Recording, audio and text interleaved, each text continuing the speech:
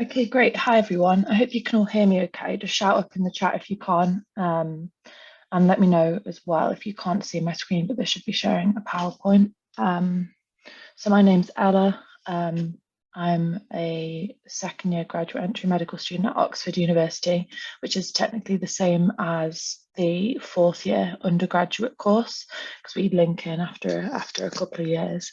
And today I'm just going to be talking to you a little bit about panel interviews and what you can kind of do to prepare, what kind of questions they ask if we have a bit of time, which we should do. Then we'll go over a couple of practice questions as well. But I'm going to be keeping an eye on the chat. So let me know at any point if you do have questions. I think I've just got a notification if someone's raised their hand. I don't know if that was on purpose or not, but obviously just shout up if you want to chat at any point, and that's absolutely fine. And we'll get started. So I'm talking until about 3. So as you know, the talk today is with SixMed, and we're doing a number of webinars today, as well as in the future, and hopefully you'll find them very useful in helping you prepare for your medicine interviews, or even just finding out a little bit more about how to prepare for these kind of things, because it's a really stressful experience. I remember when I was applying for medical schools, I was constantly refreshing my UCAS page, and I was really worried, and I was always kind of comparing myself to others and wondering if that was good enough. And I know how stressful the experience can be, and you'll all be absolutely fine. It's all about trying your best and talking about what you do know and kind of selling yourself. So we're going to be chatting a bit more about that today. So yeah, I did an undergraduate degree in clinical sciences at the University of Bradford, which is a different route because I ended up getting an interview but not getting my grades to get into the undergraduate medical course. So I thought, you know what, I'll do a different degree. I know a lot of people do biomed. I just quite like the idea of clinical sciences, and I thought, I'm going to finish this degree, and if it's still something I'm interested in at the end of it, then I'll reapply, but to the graduate entry medicine course, which is what I did. So then I ended up doing that. I applied and I got an offer for Oxford. So that's where I am now. I've done a lot of teaching with Oxford, as well as during clinical sciences and just tutoring in general. And in terms of my interest, it's a bit early to say now, but I do quite like the idea of anything patient-centred like palliative care. So today we're just going to be talking a little bit about an introduction to panel interviews, and have a brief overview between what panel interviews are and what MMIs are and how they're different. There are a few universities that use panel interviews, but it is changing frequently. So I think that's something that you can generally get information about at the time from the university, as well as your personal statement and generally how to prepare. So again, this is an interactive session, but what you can do is you can always just pop a question that you have in the Q&A box or in the main chat. It's up to you. And it says mute mics during the session. I don't mind if you want to speak up at any point. That's absolutely fine. So in terms of on a scale of 1 to 4, how confident do you feel about panel interviews currently? So you can pop it in the chat or pop it in the Q&A. Just give me a number and let me know how you're feeling.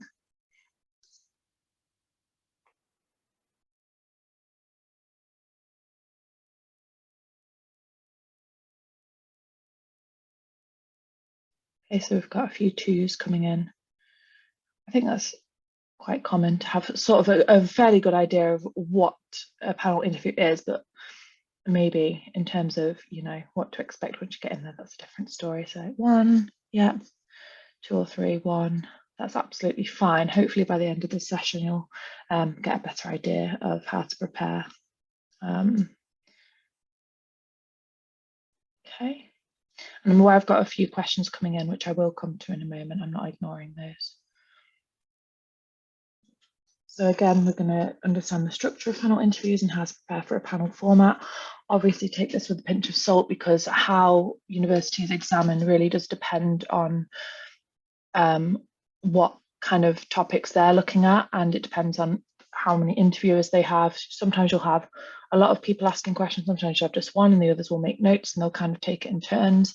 It also depends whether they're on Zoom or in person, and it depends on what they're looking at. So obviously some of them will have, this question will be assessing the motivation for medicine, this question will be assessing more someone's problem based skills, but you really, that will depend on the university. Luckily, some of them, once you get invited to interview, will kind of send you an information sheet with saying, this is how long your interview is. You'll be asked however many questions, or if it's MMI, they'll usually say, you'll have 5 stations or whatever. And if sometimes you're asked to do a kind of pre-reading task, I think based on the top of my head, I think UCL have done that before for the interviewees last year. And I know for Oxford, I had an undergraduate interview at Oxford and they had asked me to read, I think, some kind of scientific article just before my interview to kind of get an overall idea of what I was going to be asked about. So that's just something to bear in mind. So based on what you guys know so far, can you pop in the chat what panel interviews are and what kind of things they assess, or what you've heard so far about, what to expect?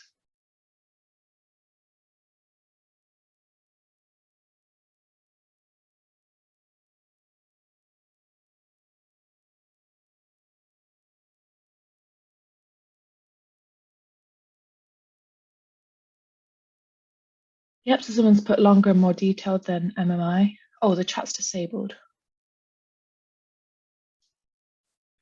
In which case, just pop it in the Q&A box. Yeah, sorry about that. So yeah, generally, all of these kind of interviews, whether it's MMI or panel, once you get in there, you'll realize it goes by really quickly. And in terms of MMI, you'll have very set timings for stations and you'll move around. Whereas with a panel interview, they'll have a sheet in front of them saying, this is what we're going to ask this person today. And so for some questions, they'll spend slightly longer and they may ask you follow-up questions based on what you've said. So it may seem like a kind of longer experience because you're sitting there and being asked lots of questions as opposed to moving around the stations. In terms of what they can ask you as well, it could possibly be a little bit more personalized depending on what you say, because they have more freedom to ask you questions around their kind of leading question, whereas MMI, it's obviously very set to those timings.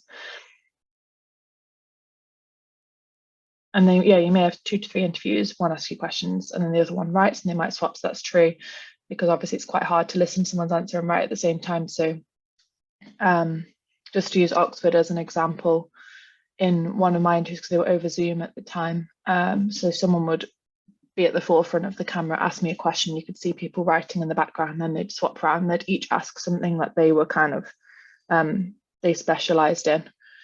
And yeah, but generally a few people are asking you the questions.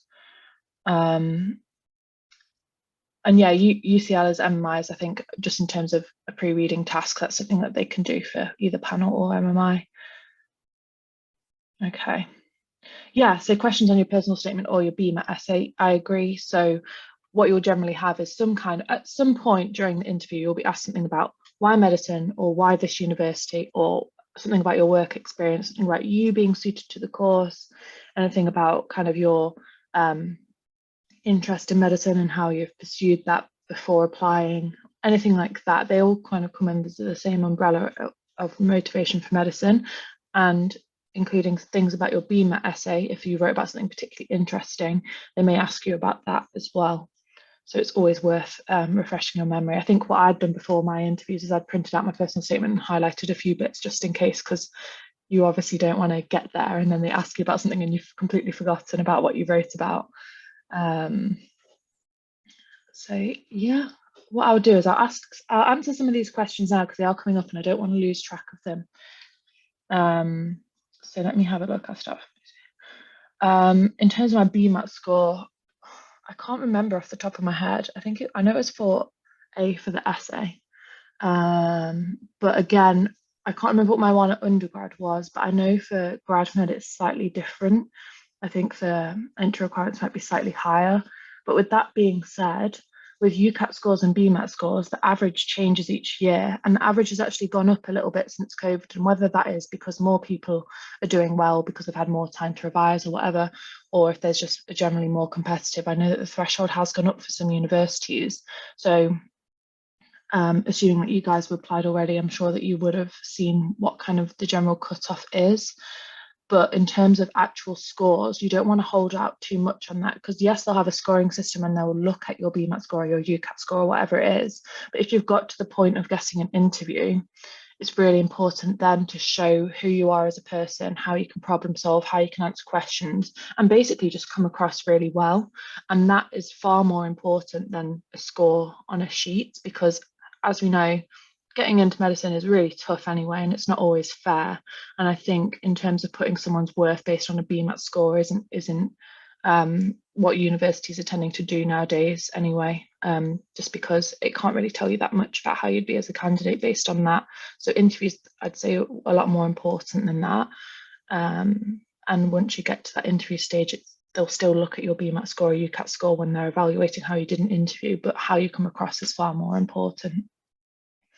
And then in terms of what my Oxford interview experience was like, so I've had two. So I applied at undergrad, and that was I had an interview there and then was rejected after interview. And then for graduate medicine, it was slightly different. So for undergrad, because that'll be more relevant for you, I was interviewed at two colleges. It was the college I applied to and a different college. So you're generally interviewed at two. I was so nervous. I felt so sick.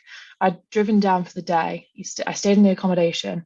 I turned up to the interview, and it was so intense, and it wasn't anything like I'd expected, because I hadn't really had the chance to prepare for anything like that. And I think at the time, this was a few years ago now, there wasn't that much online about what the interviews was going to be like, other than that it was intense. And we've all heard, what the kind of questions like, with how can you measure the weight of your own head and all of that. So I was really nervous. They started asking me a few questions and they dove straight in, and I can't remember what question they asked me, but I know it was something that I had honestly no clue what they were talking about. And I was kind of sat there and I felt my face go red, and they were kind of smiling at me, and I was just thinking, oh God. And then I was silent for what felt like an eternity, but it was probably only about 5 seconds. And then I just tried my best. And being more confident now, having done an undergraduate degree, I found the graduate interview a lot more enjoyable, because I was telling them about what I knew. I thought out loud. I had discussions with them. I spoke a lot about ethics and that kind of thing. But at my undergrad, I wasn't confident in myself at all. And that might have played a part in the reason why I was rejected. I'm not really sure. I think it had something to do with academics and predicted grades. Can't remember what feedback they gave me now. But knowing what I know now, I'd say it was just really important for me to not overthink my answers and just honestly just talk out loud, even if you have no clue what they're on about. Ask them questions to clarify, start thinking, and they'll generally lead you in a different direction. If you're completely, off the ball, they'll say, right, have you maybe thought about it this way? If you're thinking about a particular problem, if they show you a graph or something, like any kind of piece of data, talk about what you know. So this x-axis is this, the y-axis is this, I can see a trend of this general trend is this, there's a dip around this time, or whatever it is. It's really important to do that. In terms of asking questions on BMAT essay, I think that's less common. If they were going to ask you a question, it's going to be more based on personal statement and that kind of thing, but never say never with anything. That's why it's important to go over any kind of work that you've done. And then again, sorry about the UCAT scores, I really can't remember. I don't think it was that brilliant. I think it was like, again, it's different because it's grad med in the high 2000s, I think, but I can't remember specifically. But what I will say now is, if any of you have used the student room, try not to go down the rabbit hole of checking your grades and checking people who've got interviews or not against other people, because that's something that I did. And it's, it can just stress you out. You're always comparing yourself to others. And what's really important is, if you know that you want to do it, you know that you've got kind of the tools that you need to get into medicine, all you have to do is really try your best. And if you're like me and you didn't get in first time around, you think about it for a couple of years and still want to go and do it, I'd say I'd wholeheartedly recommend that. Because at the end of the day, if it's something that you want to do enough, if it takes you a little bit longer to get there, it's fine. And it's not the end of the world if you don't get an interview for your first choice. Because also, with medicine in the UK, the courses are all basically the same. They might be taught slightly differently and you might be examined slightly differently, but every doctor in the UK needs to know the same stuff. You need to know the cardiac issues, the respiratory issues, and everyone's got to be up to the same standard in order to go and practice in the NHS. And wherever you end up at university, you'll end up really enjoying it anyway. In terms of preparing for the Oxford interview, again, I just Googled like some of the difficult questions that you could be asked, and I got friends and family to ask me weird and wacky questions, as well as just making a few notes on stuff I found interesting, which I think is important for panel interviews anyway, which I'll come on to speak about in a moment. So what I'll do is I'll leave that one for now and I'll come on to it in a minute. Right, let's have a look at some more. So, yeah, that's all fine. So in terms of, someone's asked about the best way to learn about NHS hot topics, that would be something where it's just be aware of what's happening in the news, be aware of what's happening at the moment with any kind of strikes, as well as the impact of COVID, both positive and negative. I think that's always an important thing, is, you know, when we're talking about things that have happened in the NHS, not just saying, oh, it's all doom and gloom because of this, but also maybe taking a step back and thinking, well, yeah, COVID was awful in some ways, but what have we learned as what has the NHS learned from this, or what have we learned about providing care?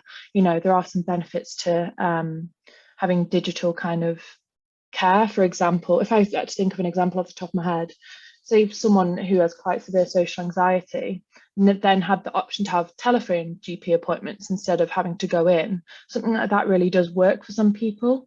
And it also, you think about people coming in and out of the GP office, even that takes time. So in terms of trying to get something more efficient in terms of care, if you had a mix of online and in person, that actually might have helped a lot of people out. So whenever you're thinking about something that's happening in the world, think about both sides to it.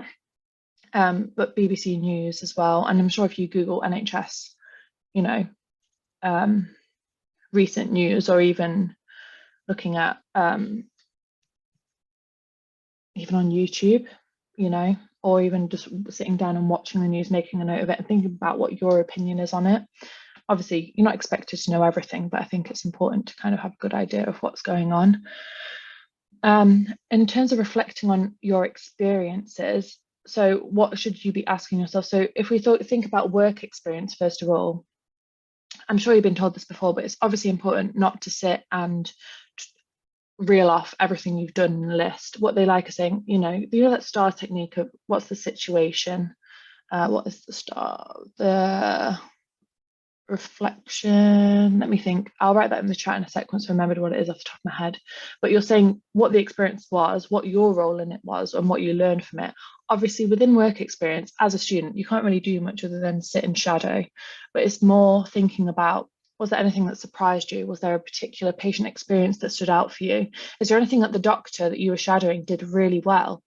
Or anything maybe that they didn't do so well? And also thinking about what you observed in terms of communication. What particular skills did that doctor use? Because obviously we can think about all the key attributes that a doctor should have, and if you've observed any of those in practice, using those keywords is also great. And in terms of your experiences, do you have a part-time job? Have you done any volunteering? Have you worked as a team in any way? It doesn't have to be anything paid or anything necessarily medicine related. It's all about what you brought to that team, what skills you demonstrated, and even admitting, you know, this didn't go so well. I think I was asked in one of my interviews, tell me about a time you've worked as a team member where something didn't go very well and what you kind of did to rectify it. And I think I ended my story with thinking, yeah, it actually didn't go very well. But because of that experience, we knew what to do next time and what to change. So it's quite difficult, I think, when you're in an interview to think of those things off the top of my head, which is why I struggled with that question, because I hadn't really thought about it.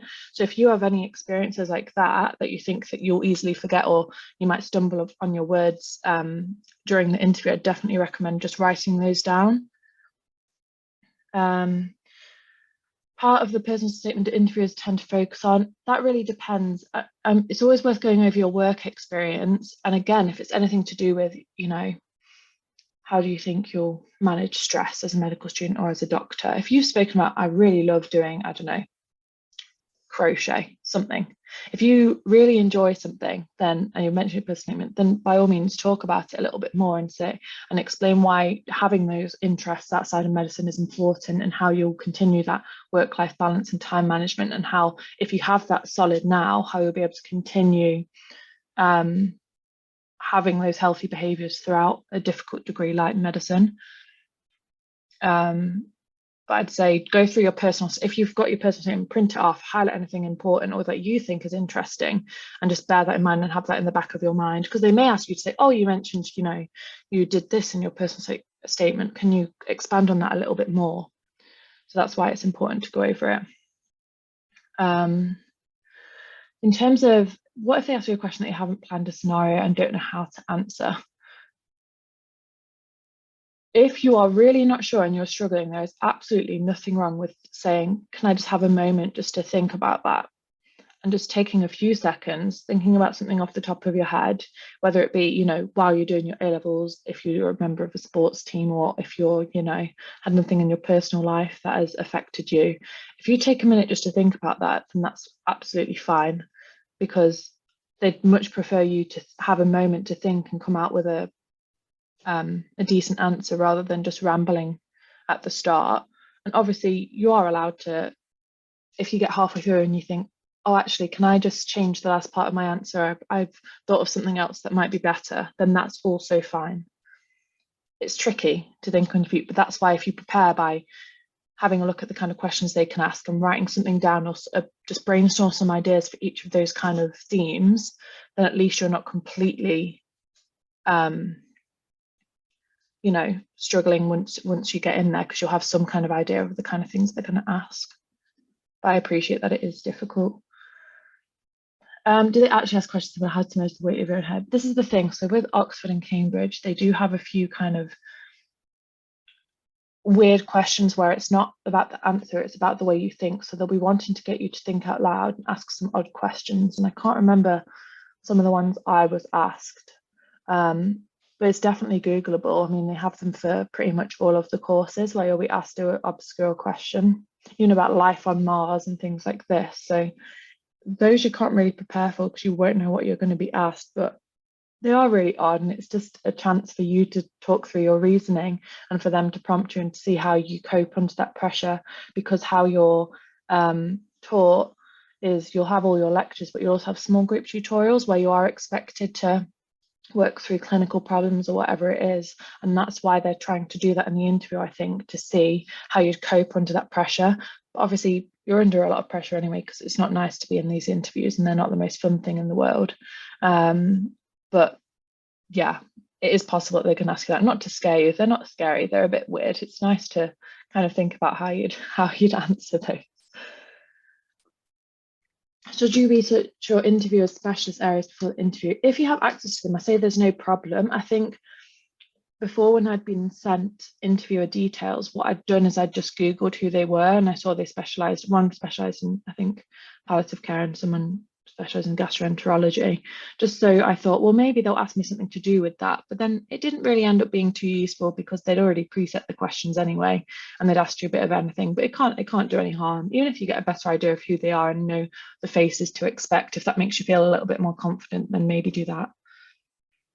What other interviews did you have? I had one at Hull York Medical School, which is it's a problem-based learning medical school, and I can't remember off the top of my head everything that we did. I knew there was a group task where someone went round we had to work together, and someone went around with a clipboard kind of just observing us and what role we played within that team. So then that way we were sat in silence at the start, and I decided to read the task out loud for everyone, just because I thought, well, it's now or never, so you may as well take a more leadership role to kind of show them that you are able to do that.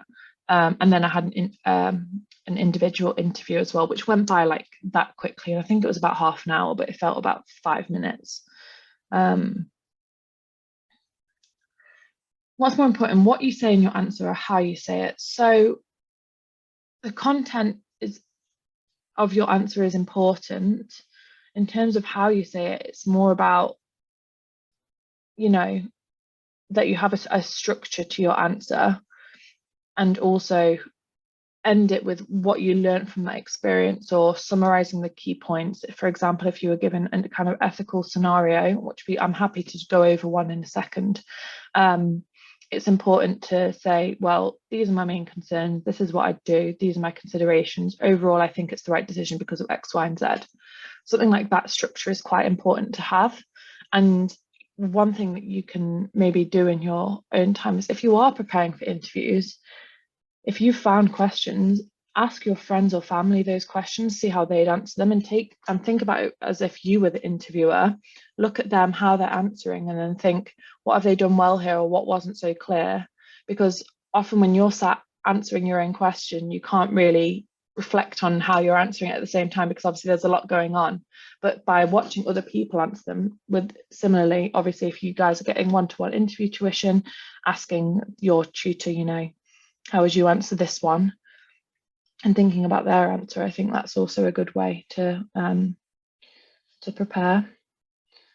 Are you at disadvantage against someone who has 4 A levels and you just have 3? No, I wouldn't say so, because some people have the opportunity to do 4 A levels and some people don't. Likewise, your A levels aren't everything. Yes, there are entry requirements to get into medicine. You have to reach the minimum entry requirements, but they're looking at you as a candidate in the overall picture. So they've read your personal statement, they'll see what you're like at interview, they'll look at your scores, they'll look at your background as well. And I wouldn't necessarily dwell on that, because I think there's a lot of factors that go into it, and you might have 4 A levels but have a poorer personal statement and a poorer interview, and vice versa. So it's good to have, by all means, but don't worry that would put you as a disadvantage. Which unis for undergrad and grad entry did you apply to? I think for undergrad it was Edinburgh, Oxford, Hull, York, and I can't remember the other one actually. And then for grad it was, I think for graduate entry you can apply to both Oxford and Cambridge, but I just applied to Oxford. I applied to King's, I applied to Queen Mary, and I applied to one other. What was it? But I can't remember. I know it sounds silly that I've forgotten this all already, but it's because my brain's working overtime since. But I think all it takes is one offer, and that's all you need. For undergrad, how in depth are you into the science topics you've mentioned in your personal statement? It depends what those are. So if you say, in my own time, I've read about this prion diseases and I find this really interesting, make sure you know a fair amount about it, just in case they would say, oh, you mentioned prion diseases, tell me a little bit more about that. What have you found interesting? And if you're kind of a deer stuck in headlights, they're going to think, oh, they haven't really gone over them, or maybe they haven't researched this topic as they said they would.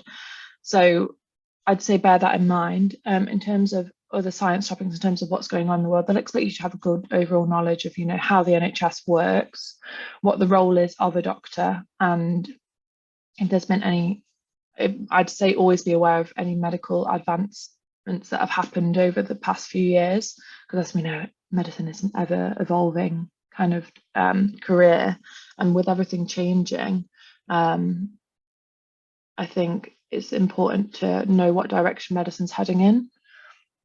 Just something to bear in mind. And because one question might be as simple as, tell me about something you've read recently to do with medicine that you found interesting.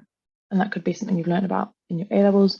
That could be something that you've listened to on the news. That could be something you've read about in a book.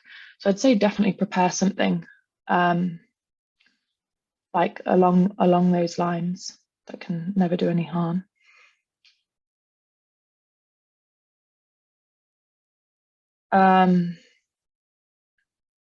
So in terms of asking political questions, interest in aging and prolonging life, also alongside this can be some economical, political problems. I mean, as we know, there are some politics involved, especially with COVID. It's something that you can touch on, but I think they'll never ask you a particularly political question, because as with any providing care to kind of anyone, it's always important to remain neutral and see both sides of things. In terms of economics, obviously NHS funding cuts, pay cuts, everything like that is really important.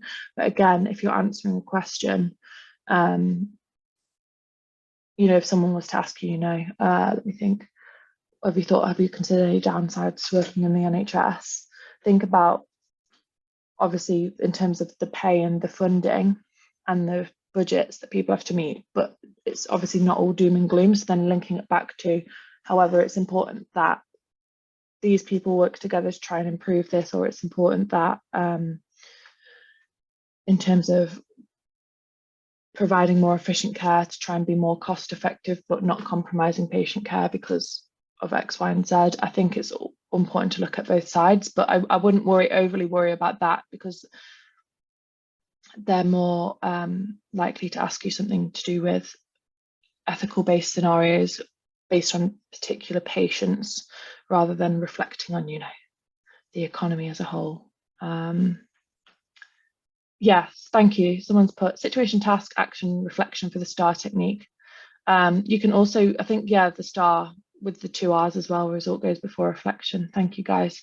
But that's always a good technique. If you're really panicking in the middle of the interview, you think I've completely in mind, like I don't know what to say, just go over that in your head and talk out loud, and make sure you mention, it's kind of your opportunity to sell yourself in a way. Show them what you know, show them what you have done, show them why you're interested. I think that's really important to be able to do, because it's only your one chance. I think I was asked in one of my interviews, out of everyone, why you? So have a think about that tonight. Out of everyone, obviously everyone's got good A levels, everyone's got a work experience to an extent, but what makes you unique, and what makes you think that you're suited to the medicine degree, wherever it may be? You bring stuff with you at a panel interview. I'm not sure, that will depend on the university. If there's something that you would want to bring in with you, I'd definitely say it's worth emailing them to ask. But I'm afraid, I'm sorry, I'm not able to answer that. It really does depend on the university. I'm second year grad entry at Oxford, which is equivalent to year 4 at the undergrad of Oxford, because how it works is the first 3 years of undergrad is the same as year 1 of grad entry. And then when grad entry move on to year 2, we join the 4th years, and then we do 4th, 5th and 6th year together, if that kind of makes sense. It's a little bit confusing. Not to overly worry yourselves with grad entry now, but it is an option. If for whatever reason, you weren't able to receive an offer this time. Bristol are doing 20-minute panel interviews. We know what it would be like. Not specifically for Bristol, but I'm happy to go over some questions in a second. Specific tips that are unique to panel interview and aren't applicable to MMI.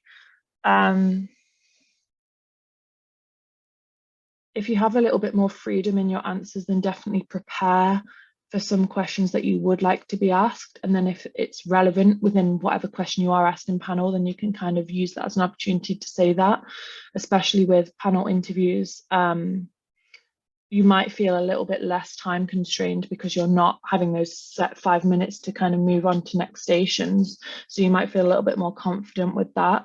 In terms of what they're examining and what they want from you, it is very similar, but with the panel interview, sometimes the lines might overlap a bit. So when you sit in an MMI, you'll know straight away whether it's a role play scenario or whether they're assessing, if they ask you straight away about work experience, you know what to expect from that. Whereas with panel, sometimes they can kind of go back and forth, and there can be a bit of overlap with what they're asking you. So if it's coming to the end of it and you feel like, oh, I didn't really get the opportunity to say this, and if it's relevant to what they're asking you, then by all means say it. I'm not saying if they sit and say to you, what do you think of this? Don't go off and give it a completely irrelevant answer. But a panel interview, a lot of people might feel a little bit more confident doing those because you don't feel as rushed, even though I say that you'll go in there and it go by so quickly. How would I answer why medicine? I'd first of all think about, what does a medical degree involve? What does the role of a doctor involve? What kind of skills do you need? Why do I want to do it? So in terms of what I thought, I really, other than enjoying science, I really wanted to be involved in something patient-centered because I'd done work experience and volunteering, and that secured my interest in medicine. But I wanted to be involved in the overall management of the patient and directing the kind of treatment they'd receive, which is obviously, when you're answering that, think about why not nursing, why not paramedic science, why not a physiotherapist, and know the differences between those different roles for people in an MDT. I think that's quite important to know, because if you say to someone, oh, why medicine? Oh, I just want to help people and I like science. You could say that about a lot of healthcare professions. So knowing what the average day-to-day role involves. I think even if you went on YouTube and look at a day in the life of the F1 doctor, things like that can give you an overall better idea. And also understanding that there are downsides to the job. There are, long hours. There is a lot of paperwork, which a lot of people don't realize, which I didn't really realize until I started my placement, and I was just following people around with loads of papers, just writing everything down. So I think knowing what the average role involves, and even thinking, why medicine? Well, and I've done this so far to help secure my interests, which has made me more motivated. And I've researched this medical school, and I've seen that you examine people or you teach in this way, which is really suited to me. And when you do have the opportunity of why medicine at X university, know the differences between how different universities teach and how the placements work and things like that. And if there's anything specific about the university itself that you really like, even if, there's a particular sports team, if you said, oh, I really want to apply here because they have really great pastoral support and there's also this, then that's something you can interlink in your answer, because it doesn't have to be all medicine. Sometimes, there might be something particular about the university itself that's always appealed to you, location, anything. But obviously answering the question first, but if you want to add anything on the end to that, I'd definitely say that. Preparing for interviews, let me have a look. So I'll answer more of these in a second. So in terms of the panel interview, yeah, it is. Some people can find it quite intense. I know I did. It was different on Zoom because obviously you can see someone's face, but when you're sat in a room and there's loads of people staring at you on the other side of a table, it can be quite intimidating. But generally it's quite nice because you have different people ask you different kinds of questions and they're not all staring at you at once. Some of them are writing stuff down, so that can be okay. Again, 20 minutes, sometimes they can overrun by a few minutes, but generally they run quite a tight ship because they'll have lots of candidates coming in. So be aware of that. And again, similar to MMI, you'll have certain things that they're going to cover. So motivation for medicine, knowledge of the career in the medical school, and problem solving. So you're in this scenario, what would you do? So this is my list at the moment of universities that use a panel format. Again, I think someone's already popped in the chat that UCL is doing MMIs this year, so it does depend. But obviously, when you are invited to an interview and you get that email, you will be told what the format is. So that's something that you shouldn't overly worry yourself with, as well as thinking about, MMI or panel. They are quite similar in what they want from you. So I wouldn't overly worry about that. Again, knowing your personal statement, why this medical school? So we've touched on this before. So what about this medical school has appealed to you? Because you all would have picked your options for a reason. In terms of managing at university, acknowledging that it is going to be stressful and it is going to be really difficult sometimes, but what skills do you have to help manage that? Do you have realistic expectations? Is there anything you do now in terms of work-life balance or any kind of time management skills you've developed that you can continue? Even, I think I spoke about how organized I am with my planner and things like that, and how I organize my time and the importance of preventing burnout by having breaks when you need them. But acknowledging that it is going to be difficult sometimes and knowing when to get help when you need it, that's quite important, because they're not expecting you to go into an interview and go, I think I'll be fine because I already manage my time really well. They want you to say, yeah, it will be difficult because of this. I can do this, and that's something that I can continue to work on throughout. And I know that when I get difficult, I can do X, Y, and Z to help me through. So some people have asked about NHS topics, so obviously there's just some listed on the PowerPoint here. There's always lots going on. Again, antibiotics is a continuing issue, and staff shortages everywhere pretty much, but make sure make a couple of notes on all of those and what your opinion is on them. And if someone was to ask, if you were an NHS manager, what would you do to tackle this? Thinking about those kind of questions. I think what I'd written down hot topics that could come up. I had a little notebook and I wrote down a few bullet points for each of them. I also wrote down a topic that I was really interested in. The reason why I mentioned prion diseases earlier, I think is because I just was learning about that at the time at my undergrad degree. So I wrote about that just in case they were to ask me about anything I found interesting. I also wrote about the important skills that I had that were also applicable to being a doctor and how I've demonstrated those. I made a couple of bullet points on my work experience just in case I forgot, because everyone gets to that point where you get a complete mind blank in an interview, and it just meant I could visualize my notes in my head and then answer the question. And again, practice weird and wacky questions. This is more so you can kind of think on your feet. So whether you're applying to Oxbridge or not, if you want to ask, go on Google and have a look at some weird, more obscure kind of interview questions. They don't have to be necessarily related to medicine. They could just be job interview questions, because that means you can practice thinking on your feet and how you verbalize your thoughts in a more cohesive manner. And again, like I said, friends and family will be your best help through this, and they can help you. And even observing other people answer the same questions, and you might get some ideas from them, because everyone thinks differently. So you might think, oh, I didn't think of this before. This is a great idea. Okay, we'll do some practice question in a sec. I'm just going to check the chat again. Adapting to online interviews. So I'd say, first of all, don't sit on a swivel chair, because if you're like me, you'll just be spinning about on it and it is quite distracting.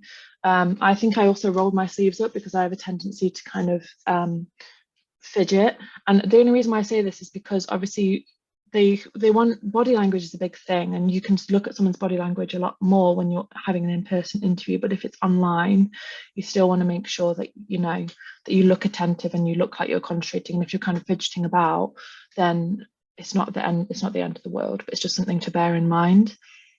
Just checking your internet speed before, making sure you're in a quiet, calm environment. If you're in your bedroom, just blur your background or something, just if you want to, you know, make sure that there's no distractions in the background. Chucking your phone across to another side of a room, because the last thing you want is your phone to buzz during an interview.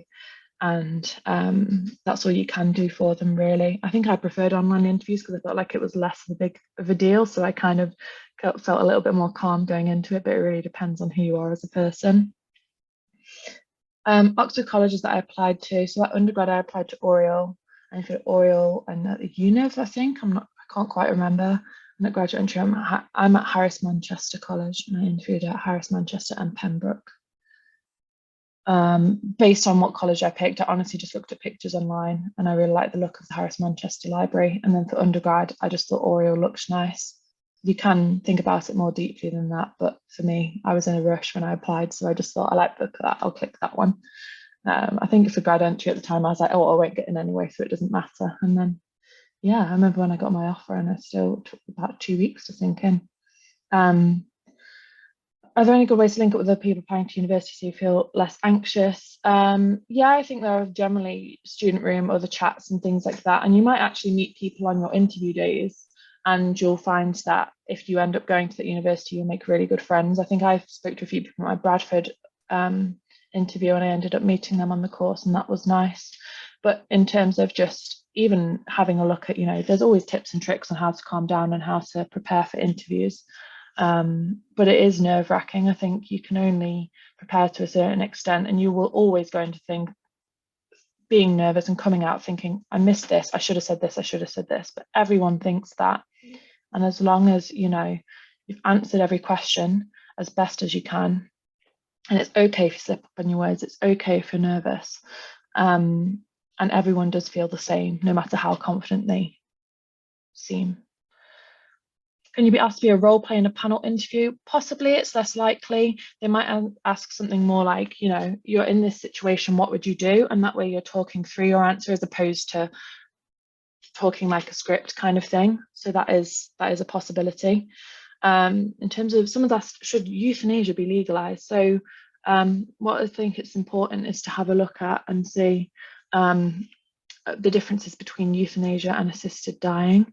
So with euthanasia, that would be someone carrying out the act of killing a patient, whereas assisted dying is more giving the patient the means to end their own lives. There's a lot of debate with that at the moment because the British Medical Association dropped its stance on assisted dying from opposed to neutral. And in terms of anything being legalised, I mean, we're a very long way off, because you'd have to think about the safeguarding issues with for the patients and their families, and even the staff involved in terms of who would carry that out. But that can be something that you can read about. There's certainly arguments for both sides of it. So I'd say, because it is a fairly hot topic at the moment, it's definitely worth reading about those. And again, with active and passive euthanasia as well, which you might have covered before. Okay, let me just think. So because I said I'd go over a practice question, so if we think about, if you were sat in an interview and someone asked you, you know, say you're a doctor, you're working on an A&E ward, you have one bag of blood, but you've got two patients who need blood to basically stay alive. One of them is an older elderly gentleman who has he has a heart condition, let's just say that. And the other person is a younger gentleman, he's in his 40s and he is an alcoholic and has had a fall as well. So they both are bleeding, they both need blood to stay alive. However, as a doctor, you can only treat one of them. What would you do? So with that in mind, what I'm going to do is I'm just going to scroll down to the bottom of the chat and let's see, what would you be thinking? So check first if the correct blood group. Yeah, very good. They'd probably in this, they'd say, yep, they're both the correct blood group. They're both the same.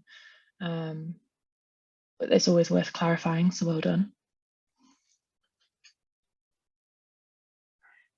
Survival chances each with the blood. Yep, so are they going to, realistically, if they have this blood, if you give it to this patient, are they just going to possibly need some further care and not survive? That, again, we need to consider age with that, but also comorbidities, any other conditions that they have.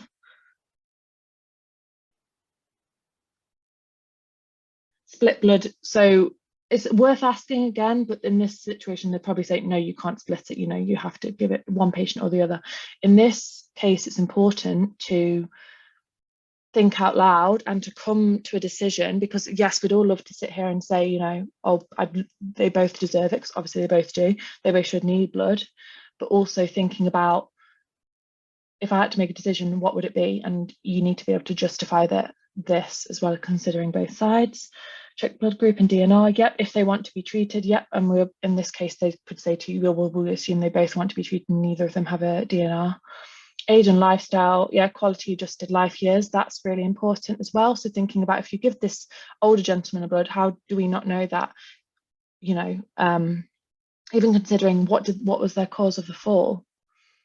So is it something where they're coming towards end of life care and they've had a fall because they've had either a bigger issue in their brain or a bigger issue in their heart, or have they just had a fall because they've had something like a trip at home and they can reasonably recover quite well, but they've just maybe had an open fracture or something and that's why they need the blood? How many people depend on each person? So that's not something I'd base your whole decision on, but again, considering that as well. Chances of success after the procedure. So if you give them this blood, are they going to be okay for a couple of days and then maybe go downhill as well? So are they going to be able to recover well? Again, that comes in with the quality adjusted life years. Triage based on most likely result in survival.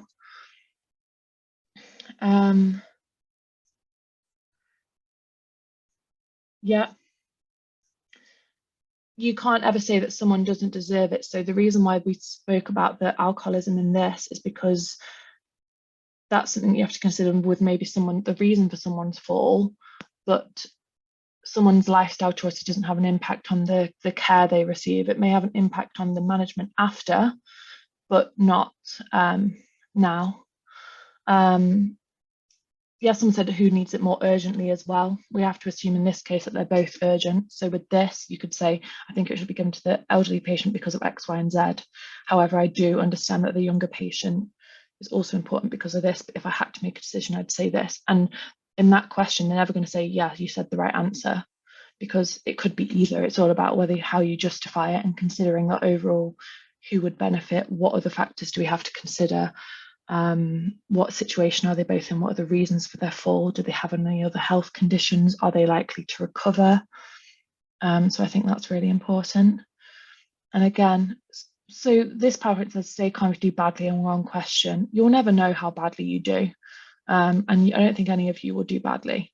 It's just sometimes people can get a bit nervous in interviews and they kind of lose track of what they're saying, which again, as I said, take a moment, have a breath, maybe slow down your words, because I know what I'm like in interviews. I just talk and talk because I'm so nervous. So if you feel like you're doing that, then calm down. Someone's asked how long the answer should be for a 20 minutes interview. So generally a few minutes to answer, and then if they want you to go into more detail about something, they say, oh, can you tell us a little bit more about that? Or they'll give you a follow-up question. But if you are talking quite a lot, sometimes they will just say, okay, thank you, we're going to move on now. So don't be alarmed if they say that to you, and don't be worried. It just means that because they've got a schedule to stick to, they just want to move on because they want to give you the chance to answer the other questions as well. Okay. I'm just looking at the others.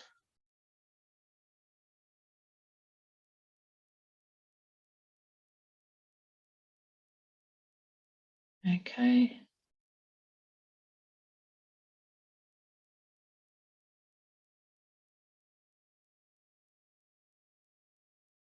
Also with maybe, you know, reading, recording your answers and reading over those as well. So we've covered work experience and everything like that. In terms of thinking about, let me think of another example.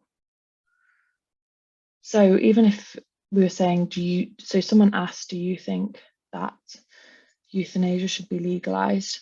If you asked a question like that, if it's any kind of term, think about, do you know what euthanasia is? If you're not entirely sure, there's no problem in asking them, you know, oh, do you mind clarifying or confirming that for me? The worst they can say is no.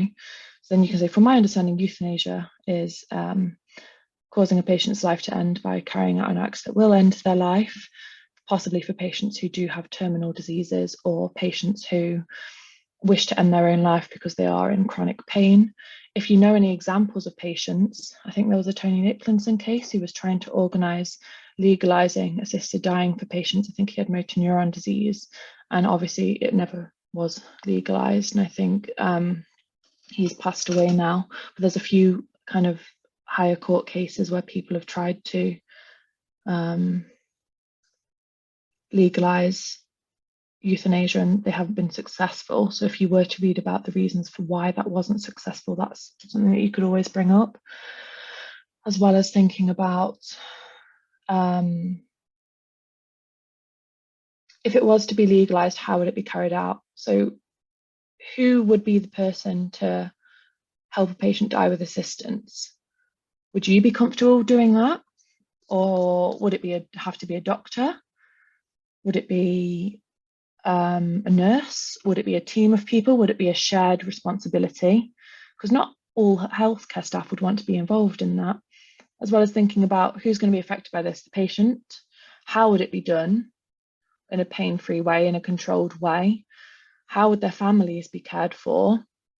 How do you ensure that someone's got the capacity? So by capacity, we mean, do they have the ability to make that decision and are they of sound mind? So that's generally people can do a capacity assessment for patients, whether you're checking, you know, if they're able to make their own decisions and able to make informed decisions about themselves. Some patients aren't, if they've got some kind of cognitive issue, that's always worth bearing in mind. But what's also important is if some patient is making an unwise decision, and if in your professional opinion you think, you know, this patient's making an unwise decision, then if they have the capacity to do that and they're of sound mind, then sometimes you just have to let them make that unwise decision. If they say are refusing treatment, but there's nothing to suggest that they don't have the capacity, then you have to let them do that, because it's all about respecting the patient's autonomy and their wishes. We've all heard of the keywords of autonomy, beneficence, non-maleficence, and justice. I think they're classically called the 4 pillars of ethics, but I don't know why they're called pillars, because the pillar part isn't really relevant, but thinking about those and kind of any ethical question, incorporating those into your answer. And I'm not saying, you know, to sit there and say, according to the ethics, we want to practice beneficence because of this. I'm just mean in a natural way, incorporating those keywords into your answer is can never go badly. Someone's asked about addressing the interviewers. Look at all of them when talking to ask you. By all means, if an interviewer is looking at you and another one is, you can make eye contact with them. It's important to make eye contact anyway with an interview, but again, depends on the situation that you're in. The case was Tony Nicklinson, but there are plenty of other cases online.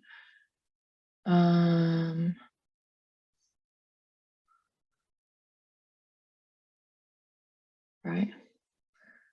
Again, I'm happy to answer any more questions in here. I'm trying to look back at the chat and scrolling past some of the other bits.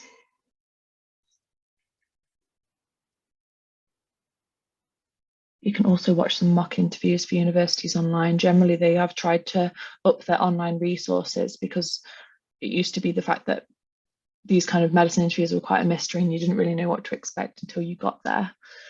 But if you have a look out on YouTube now, you can find mock medicine interviews and watch those and make your notes about what you think they answered well and maybe what they didn't.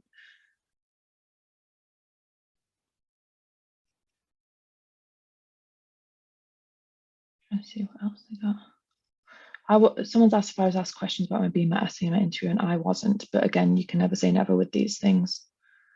In eye contact and online interviews, should I look at interviewers' faces or should I look at the camera? I'd say just look at their faces. They'll know that they're looking at you, even if you're not directly staring into the camera, because obviously you want to look at someone's face when you're talking to them, because that will make you feel more comfortable as well. How do you use non-maleficence in a discussion? Or you simply state do no harm to the patient? It would depend on the scenario. So if you're asked,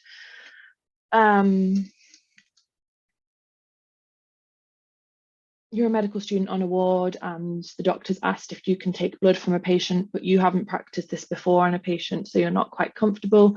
The nurses are busy, there's no one else to do this.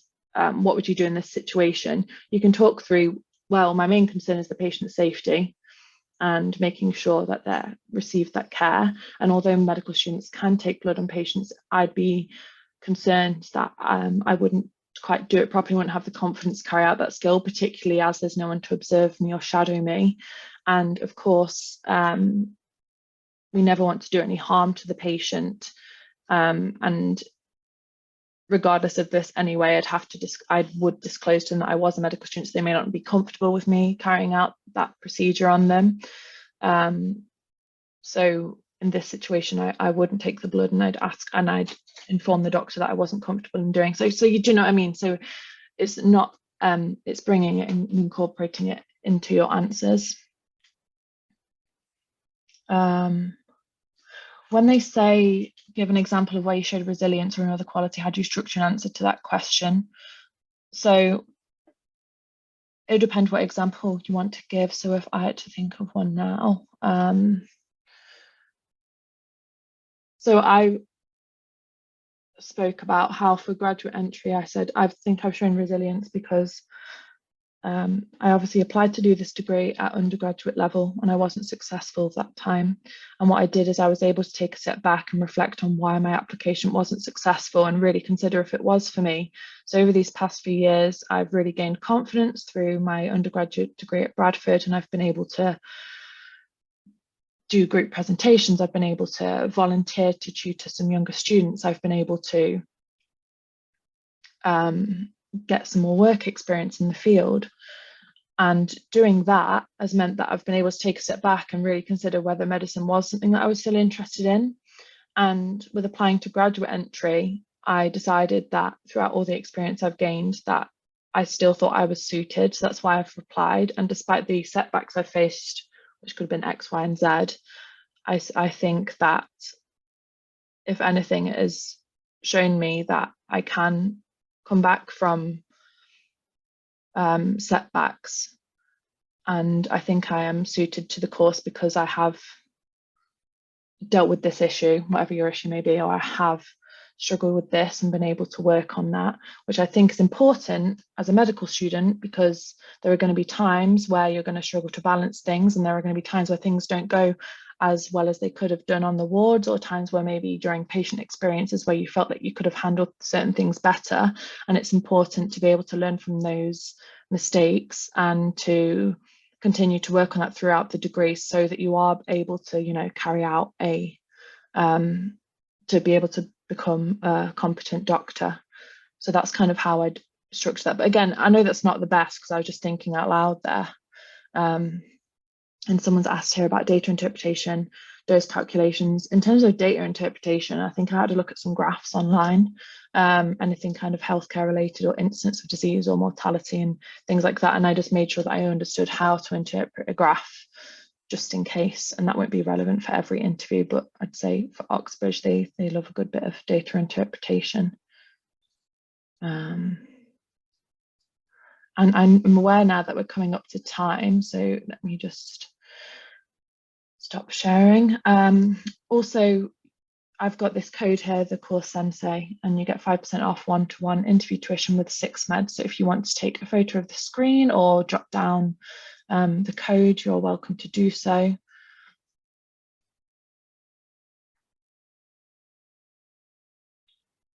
Okay, I'll leave that up for a second. But if you don't have any other questions, thank you for listening to those. And to those who ask questions in the chat, thank you for that as well. I hope you enjoy the rest of your afternoons, but you'll all be absolutely fine.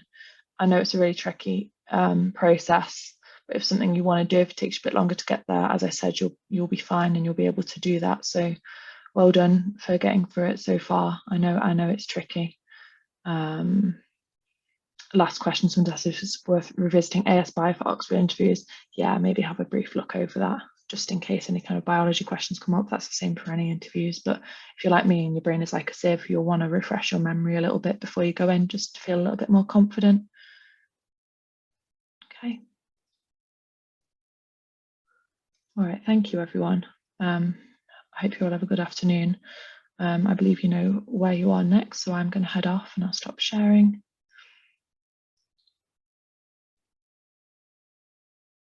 Thank you. Bye-bye.